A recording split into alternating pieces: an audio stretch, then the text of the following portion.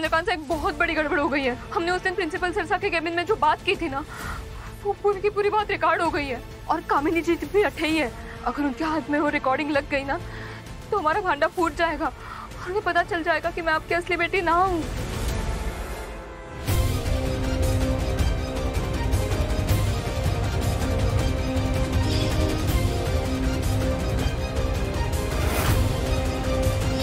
मेरी परमिशन के बगैर मेरा फोन कैसे लिया तुमने? तो जाओ यहां से, लीव। सरू का फोन उठाने पे ये इतना क्यों भड़क गया चंद्रकांत?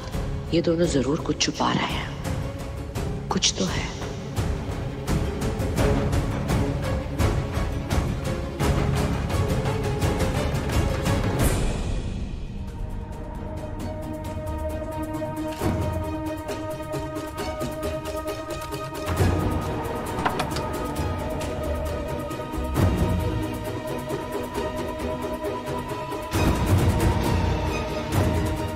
स्वरूप बेटा, जब तक मेरी आवाज ना सुनो फोन पे कुछ बोला मत करो। तो थैंक गॉड मैं सही टाइम पे आ गया और मैंने उर्मिला के हाथ से फोन छीन लिया, वरना उसे सब कुछ पता चल जाता। अब बताओ पूरी बात क्या है? चंद्रकांत साहब, हमने उस दिन जो बात की थी ना, उसकी रिकॉर्डिंग प्रिंसिपल सरसा की कार में है। फिलहाल तो मैंने उन्हें एक कमरे में बंद करके रखा हुआ है, लेकिन ज्यादा देर तक रोक ना पाऊंगी। प्रिंसिपल सरसा वो रिकॉर्डिंग कामिनी जी को देने ही वाले थे। अगर उनके हाथ में वो रिकॉर्डिंग लग गई तो हम फंस जाएंगे, उन्हें सब कुछ पता चल जाएगा। नहीं सरू, ऐसा नहीं हो सकता। अगर ऐसा हुआ तो माँ पापा की विरासत गलत हाथों में चली जाएगी। माँ ये सदमा बर्दाश्त नहीं कर पाएगी, वो जीते जी मर जाएगी। हमें कामिनी से ये राज छुपाना होगा, चाहे कुछ भी करना पड़े।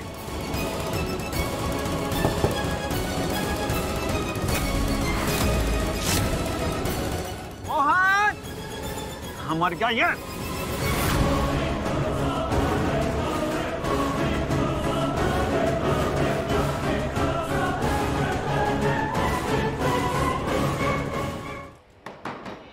मोहन, अरे दरवाजा खोलो।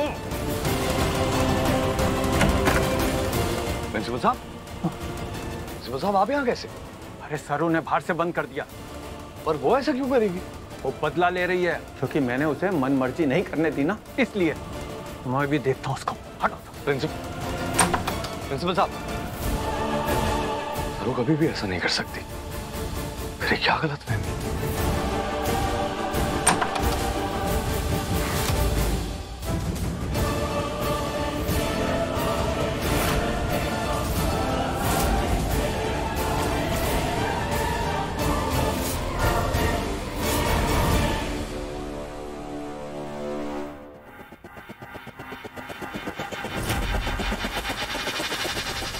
चंद्रकांत साहब, ये रिकॉर्डर तो गाड़ी की सीट पे ही है। हाँ तो जल्दी से निकालो उसे।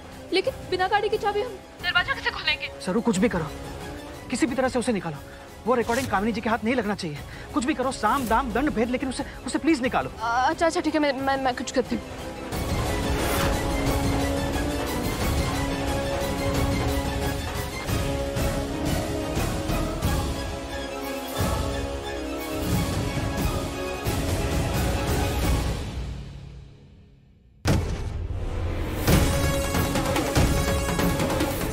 सर की कार की विंडो तोड़ दी है। Wow, that is so dairying.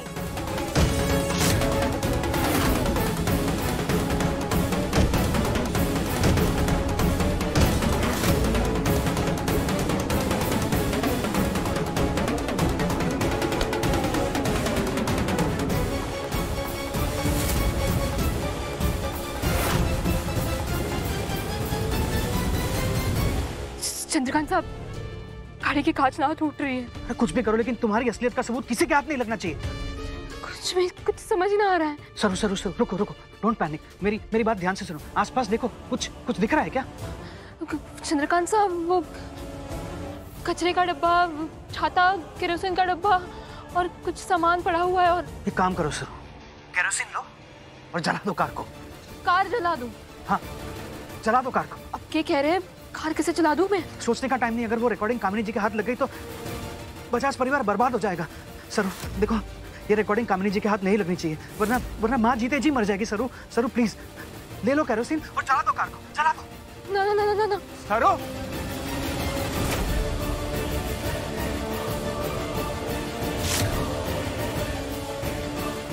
अरे प्रिंसिपल सर आ गए।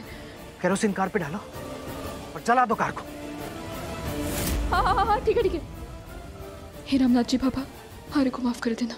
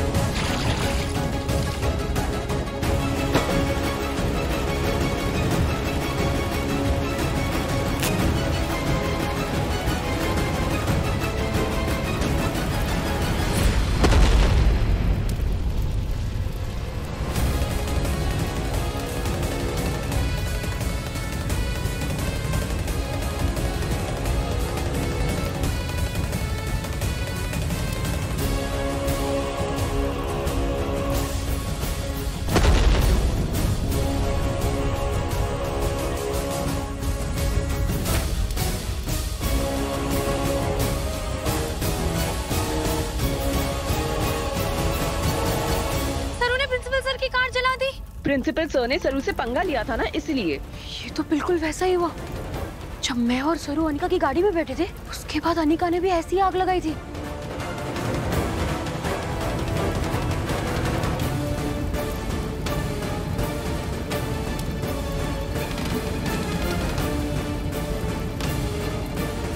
सरू ने चैलेंज किया था फुटबॉल टीम के प्रैक्टिस के लिए वो पार्किंग एरिया से प्रिंसिपल सर की कार हटा के रहेगी। सरू ने मेरी कार में आग लगा दी। तुम समझती क्या अपने आप को? समझती ना हूँ, मैं हूँ सरस्वती बजाज। और जो लोग सीधे सीधे हमारी बात ना मानते ना, उनको मनाने के टेढ़े तरीके भी है हमारे पास। ये देखिए आपके बर्ताव का नतीजा।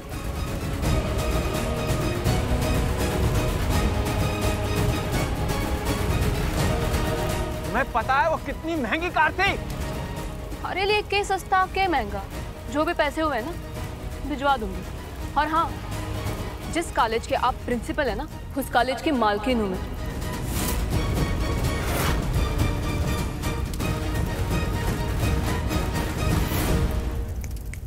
तो आज के बाद तुम्हारे से ना उलझना।